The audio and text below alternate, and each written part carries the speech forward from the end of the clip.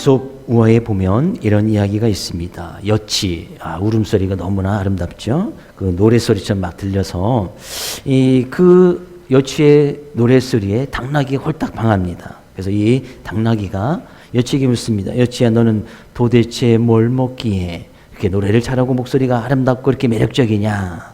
여치가 짧게 대답합니다. 이슬. 그래서 그 말을 듣고 당나귀가 몇 날 며칠을 이슬을 먹습니다.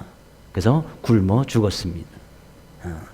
아주 짧은 이야기지만 우리에게 아주 이 강력한 메시지가 있습니다. 여치 나름대로, 당나귀는 당나귀 나름대로의 삶의 모습이 있는데 그것을 따라하려다가 결국엔 죽음을 맞이하게 된 거예요. 영국의 시인인 에드워드 영은 이런 이야기를 했습니다. 우리는 모두 원본으로 태어나지만 누군가의 복사본으로 죽게 된다. 우리는 각자의 삶의 모습이 분명히 있는 원본이 있단 말이죠. 근데 누군가를 자꾸 이제 따라하려고 하고, 물론 그것을 통해서 배우기도 하지만 누군가를 계속 복제하면서 나만의 삶이 있고 우리가 특별한 은혜가 있고 우리의 모습이 있는데 자꾸 다른 사람들과 비교하면서 그것을 따라가려고 하면서 자꾸 비교하다 보면 뭐예요? 부족한 나, 못생긴 나, 연약한 나의 모습을 보게 되어지고 자꾸 그것 때문에 불평불만이 생기면서 그 사람을 복사하고 따라가려는 그런 모습 속에서 인생을 망치는 경우가 있다는 얘기죠. 우리는 잘 생각해 보면 세상에 70억이 넘는 사람들이 살고 있습니다. 근데 그 중에 나는 딱 한 명이에요. 그렇죠? 나와 똑같이, 물론 생김새가 비슷한 쌍둥이 있지만 그래도 다르죠? 성격도 다르고 쌍둥이지만 분명히 어디 다른 점이 분명히 있습니다. 우리에게도 쌍둥이 있지만 이제 눈에 띄게 확 달라지잖아요. 성격도 좀 다르고 생김새도 좀 다른 것이 다 눈에 보이잖아요. 70억 중에 딱 한 명이야. 한 명밖에 없는 사람입니다. 금이나 보석이 비싼 이유는 뭐예요? 극히 적은 희소성 때문 아니겠어요? 그것이 그냥 길바닥에 널려져 있거나 어디든지 가서 쉽게 구할 것 같으면 그렇게 비싸지 않습니다. 비쌀 이유도 없고. 근데 너무나 적기 때문에, 희소성 때문에 그 값어치가 비싼 거 아니겠어요? 그러면 우리는 세상에 70억 중에 딱 한 명, 정말 희소성 있는 사람이란 말이죠. 그럼 우리의 가치는 얼마나 귀하고 소중하겠습니까? 하나님께서는 그렇게 우리를 이 세상에 지으셔서 보내셨습니다. 그럼 우리는 정말 나 자신의 정말 귀하고 소중한 모습이 있음을 분명히 깨달아서 하나님께서 그렇게 나를 만드시고 지으시고 이 세상에 보내신 그 분명한 삶의 모습으로 살아가면 되는데 자꾸 남들과 비교하고 남들의 환경과 비교하고 그렇게 하면서 내 자신의 모습대로 살아가지 못하고 자꾸 누군가의 복사본으로 살아가려고 하다가는 그 인생이 망하는 경우들이 있더라는 얘기죠. 오늘 우리는 본문 말씀을 통해서 과연 우리는 그렇게 하나님께 지음을 받은 세상에 딱 유일한 존재잖아요. 그런 가치 있고 소중한 삶의 모습을 이 세상을 어떻게 살아나갈 것인가, 그 믿음의 모습을 가지고 우리가 어떻게 살아나갈 것인가를 중심으로 살펴보면서 우리 말씀의 은혜를 나누려고 합니다. 11절 말씀 가서 보니까요. 사랑하는 자들아, 거류민과 나무그네 같은 너희를 권하노니 영혼을 거슬러 싸우는 육체의 정욕을 제하라. 우리가 이 세상을 살아갈 때는 육체의 모습이 있습니다. 육체가 없는 사람은 없지요? 지금 다 살아계시잖아요. 육체 모습을 가지고 계시잖아요. 죽은 사람은 지금 이 시간 예배를 드리고 싶어도 드릴 수가 없습니다. 근데 육체를 가지고 살아가는 우리의 모습 속에서는 육체가 원하는 것이 있어요. 육체의 정욕. 육체의 정욕은 나쁜 말이 아닙니다. 육체에서 요구하는 것.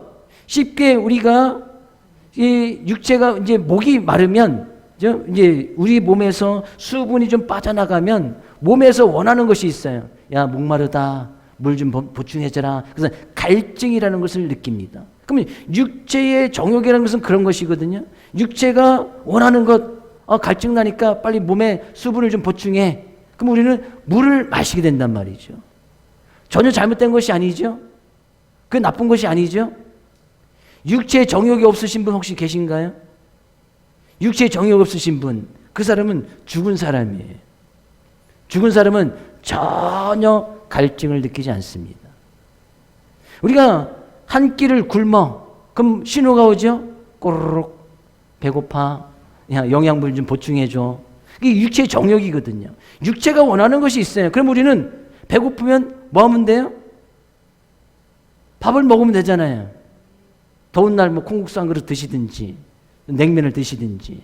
저는 뭐 아침, 점심, 저녁으로 면을 먹어도 괜찮은 사람이니까 좀 이제 너무 탄수화물 때문에 좀 이제 자제를 할 뿐이지, 아침에 국수 주고 점심에 냉면 먹고 저녁에 콩국수 줘도 저는 괜찮은 사람. 그래서 이번 주 토요일은 콩국수. 괜찮죠? 안 괜찮으면 냉면. 안 괜찮으면 국수. 뭐 이렇게 하겠습니다. 육체의 정욕은 그것이거든요. 육체의 정욕이 나쁜 건 아니죠. 죄가 아니란 말이죠. 육체가 원하는 것이 분명히 있어. 배고프면 밥을 먹어주면 되고, 갈증이 나면 물을 마시면 되고. 이전에 음료 중에 2%라는 음료수가 있었습니다. 혹시 기억하시는 분 모르겠네요. 2%. 저도 종종 마셨는데 2%. 왜 2%인가?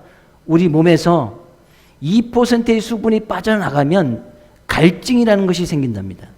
그래서 2%예요. 그러면 그 음료를 마셔주면 갈증이 해소되는 거예요. 그래서 2%. 당연히 우리의 육체의 모습은 그것을 요구할 수밖에 없어요. 이 사람들의 모습 가운데서 육체의 모습을 가지고 살아가는 한 육체의 정욕, 육체 분명히 원하는 것이 있단 말이죠. 어떤 갈증을 느낀다든지 배고픔을 느낀다든지 어떤 성적인 요구를 늘 느낀다든지, 이것은 다 육체가 원하는 거예요. 그것은 죄가 아니에요.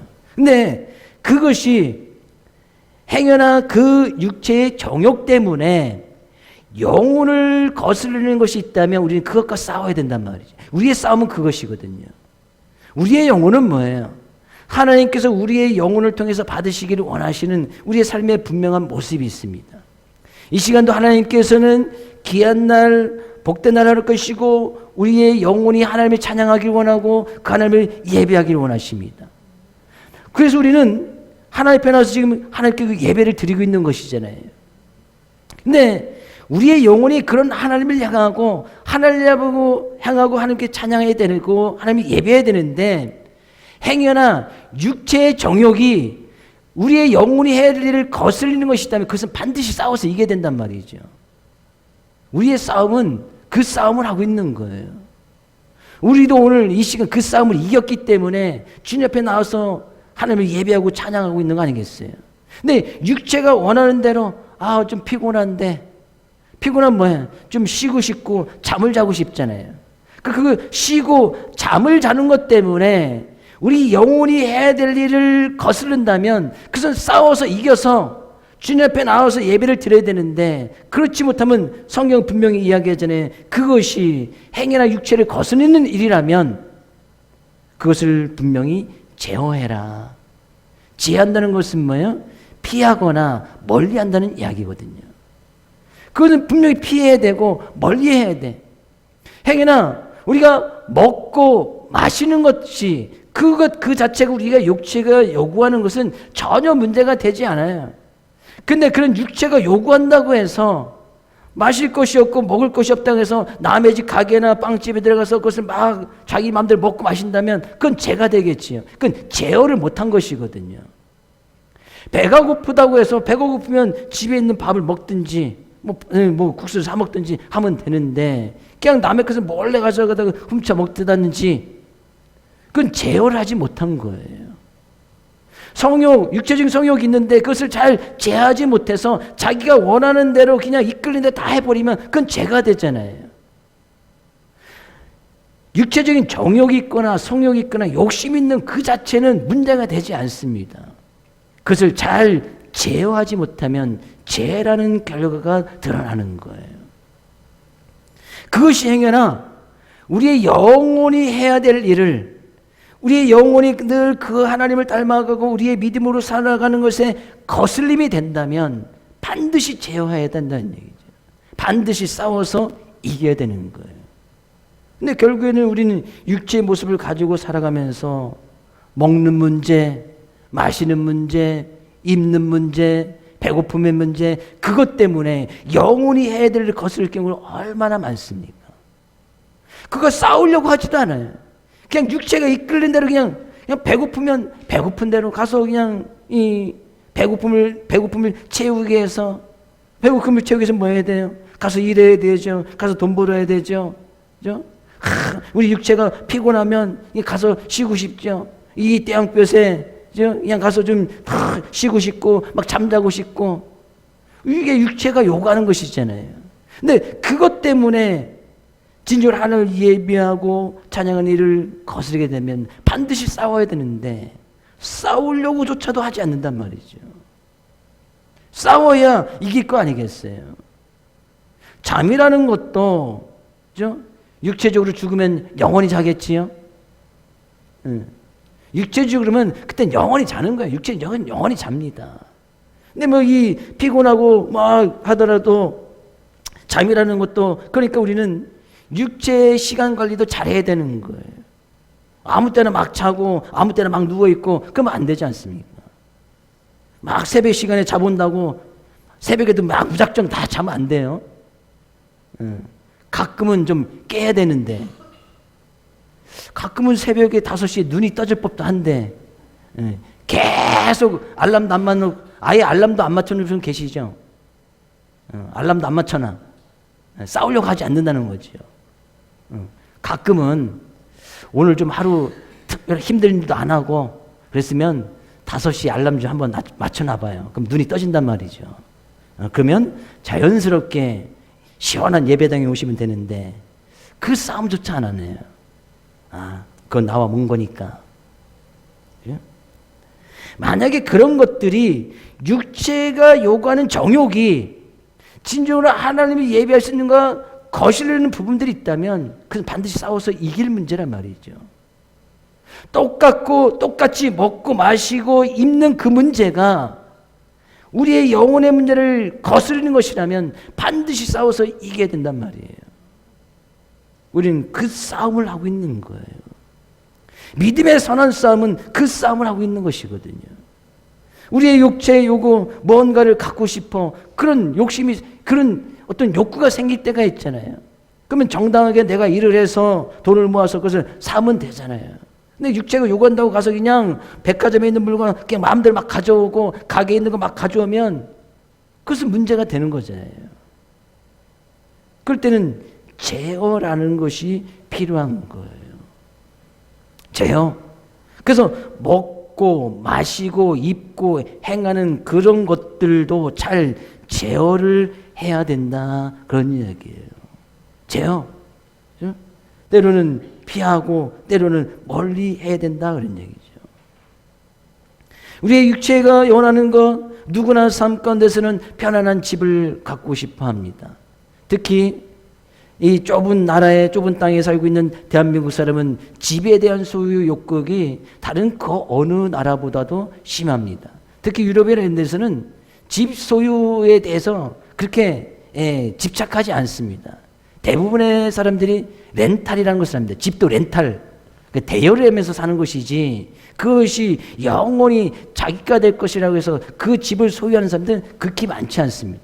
근데 특히 대한민국 사람들은 이제 이 집이 이전부터 어떤 재산이나 어떤 이 삶의 편안함을 제공해주는 그런 것들이 되다 보니까 집을 하나 살려고 하는 그런 것들이 너무나 이제 다른 나라에 비해서 좀 크게 작용하는 경우가 있습니다. 정부에서 뭐 그 집값을 잡으려고 노력을 하지만 잘 모르겠습니다. 뭐 이 강남이나 서초구나 용산구 아파트 값이 얼마인지 아시죠? 뉴스에 나오잖아요. 20평대가 얼마나 정도 하죠? 20억, 30억, 좀 더 비싼 데는 20평대가 40억인 거예요. 아니 뭐 200평 되는 데가 40억이 아니라, 그죠? 20평대가 20억, 30억 하는 거예요. 점촌에서 20평대는 얼마 정도면 사죠? 3억이면 사잖아요. 3억 넘나요? 모르겠네. 요즘은 아파트를 살아본 적이 없어가지고 3억대면 살 것 같은데요, 그죠? 잘 이해가 되지 않죠? 저는 제 상식으로는 이해가 잘 되지 않는데 20평대가 20억, 30억 한다? 젊은 사람이 직장에 들어가서 평생 먹지도 않고 마시지도 않고 자지도 않고 일해서 벌어서 죽을 때쯤 되면 살 수 있는 것이 아파트 하나예요. 그러니까 요즘 젊은이들이 그에 대해 너무나 회의감을 느끼는 거예요.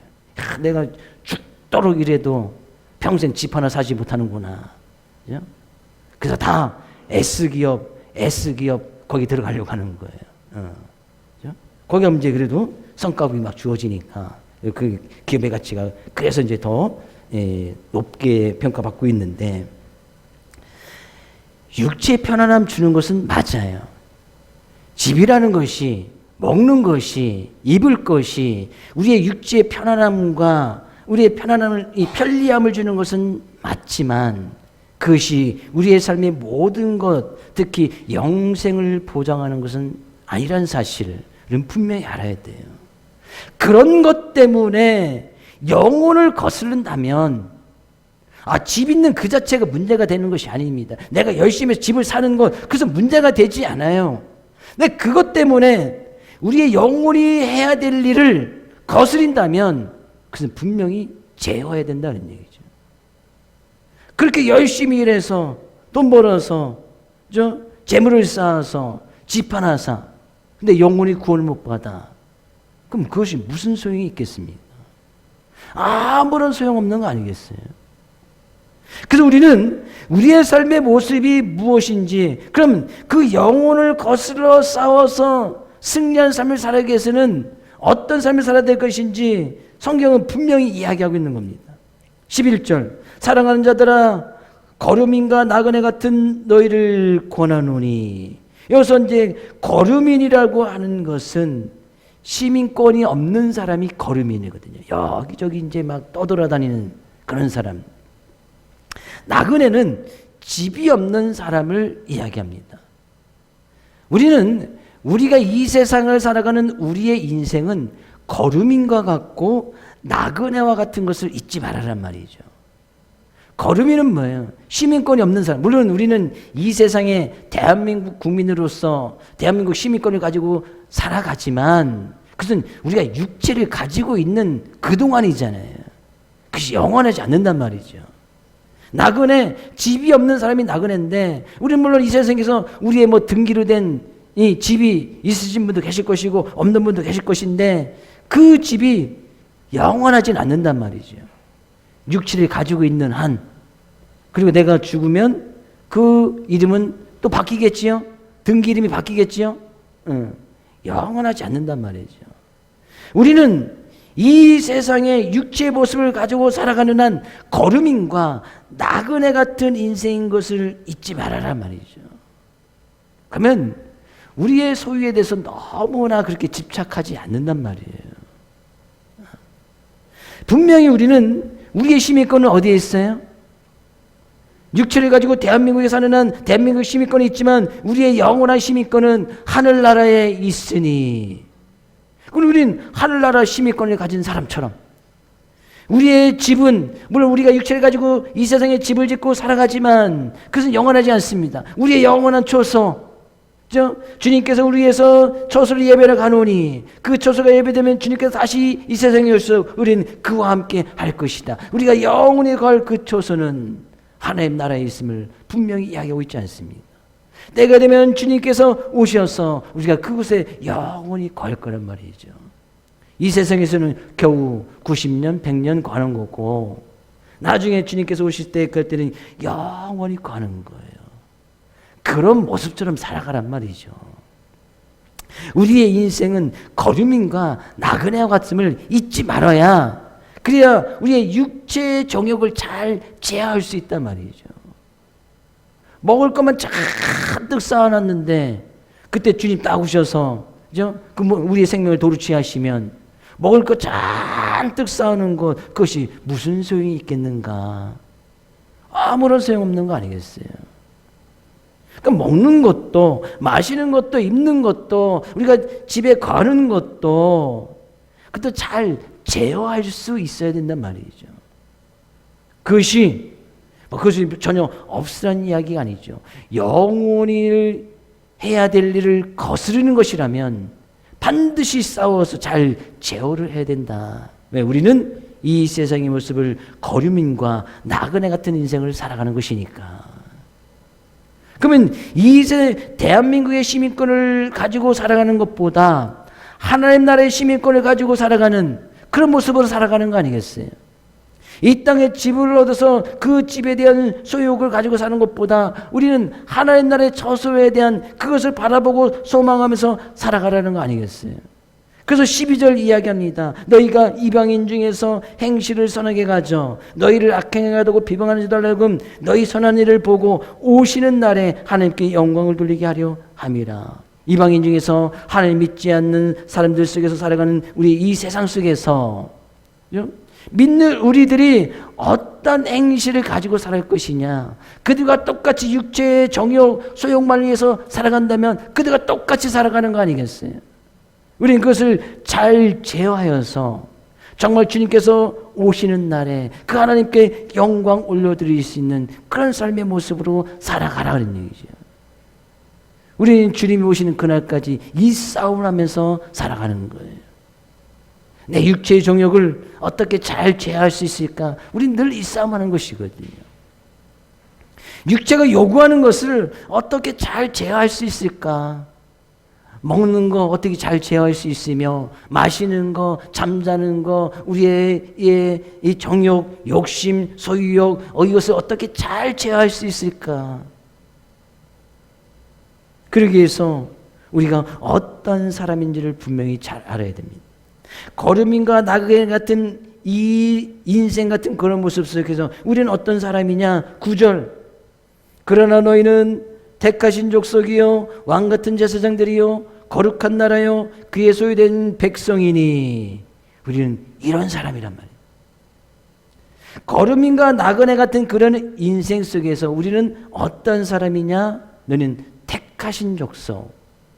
70억 중에 딱 한 명밖에 없는 사람.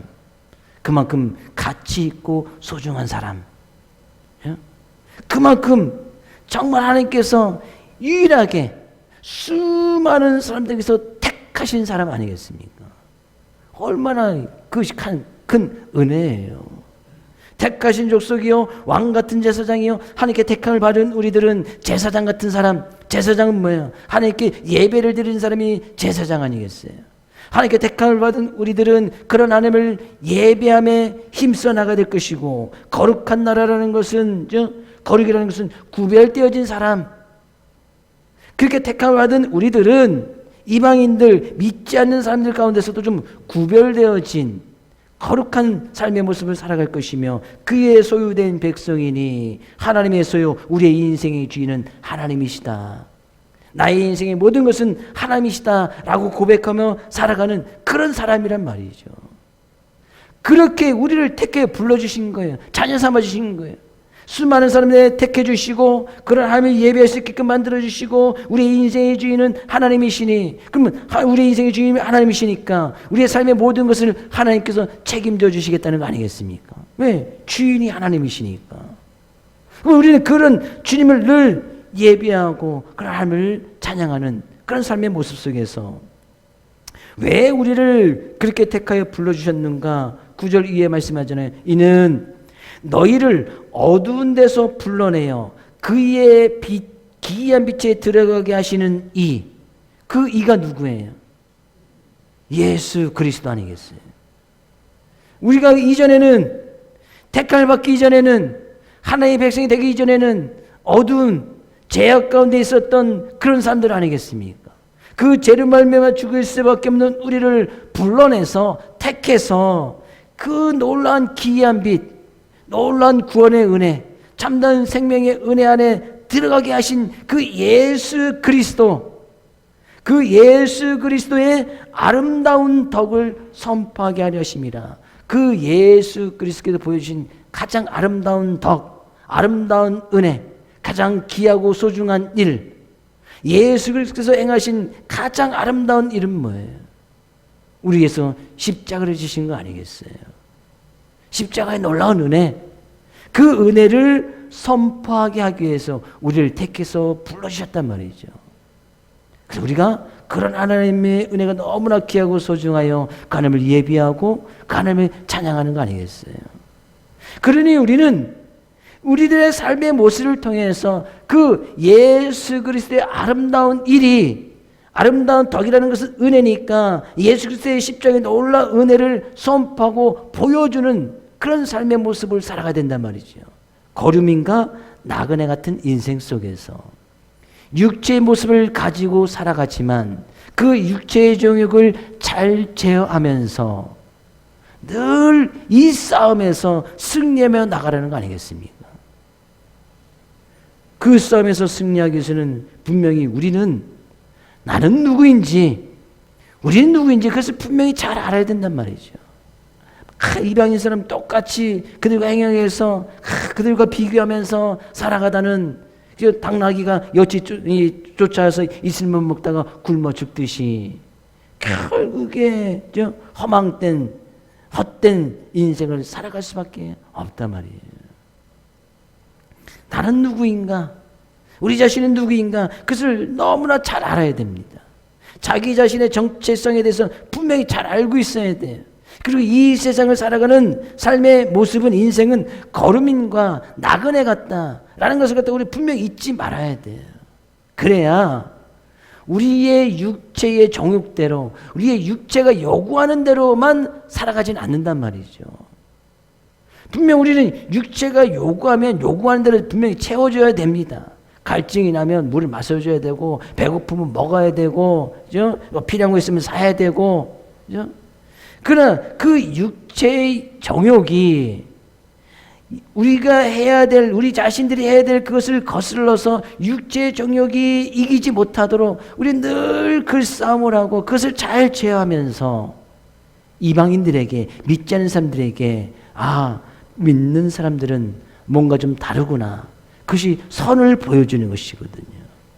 믿는 사람들은 다르구나, 믿는 사람들은 말하는 것이 좀 다르구나, 믿는 사람들은 좀 먹는 것도 다르구나, 믿는 사람들은 육체의 정욕도 잘 제어하는구나 보여주면서 살아가는 것이 하나님 앞에 영광 올려드리는 거 아니겠어요? 성경은 분명히 이야기하죠. 너희가 먹든지 마시든지 무엇을 행하든지 다 하나님의 영광을 위해서 하라.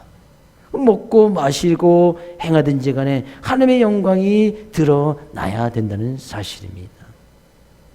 우리는 이번 한 주간 또 이 말씀 의지하여서 육체의 정욕을 잘 제어할 수 있는 이 싸움에서 승리할 수 있는 우리 사랑하는 모든 성도들 될 수 있기를 주의 이름으로 축복을 드립니다. 그러기 위해서는 우리 인생은 거류민과 나그네 같다. 그래서 결코 잊어서는 안 됩니다. 90년, 100년 아니겠어요? 20년, 30년 남았잖아요. 그 전에 주님이 오시면 당장이라도, 오늘 밤에 주님이 오시면 당장이라도 우리는 가야 될 텐데, 그걸 잘 생각해 보란 말이죠. 그것을 잘 제어함으로 인해서 우리의 삶의 모습을 통해서 예수 그리스도의 아름다운 덕을 나타내고 증거하고 선포하며 한 주간도 믿음의 삶 가운데 승리하며 나가는 우리 사랑하는 모든 성도들 될 수 있기를 주의 이름으로 축복을 드립니다.